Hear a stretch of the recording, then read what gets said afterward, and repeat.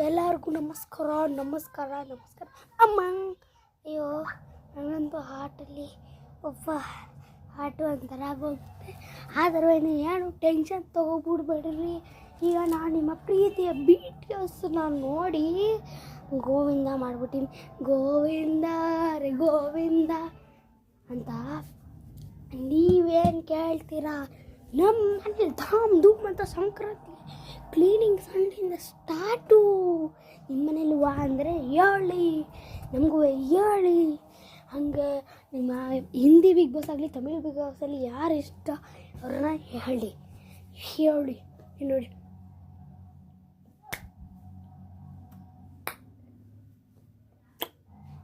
ಈಗ ನೋಡಿ, ನಮ್ಮ ರಾಧಾ ಕೃಷ್ಣ ಇಬ್ಬರು ಹಿಂಗೆ ಕೂತವ್ರೆ. ನಾನಿನ್ನೇನೋ ಬಿದ್ದೋಗ್ಬಿಡ್ತೀನಿ.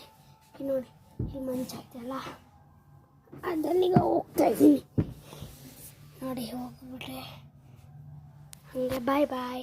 ನೆಕ್ಸ್ಟ್ ಬ್ಲಾಗಿಗೆ ಕಮೆಂಟ್ ಮಾಡಿ ಅಣ್ಣ.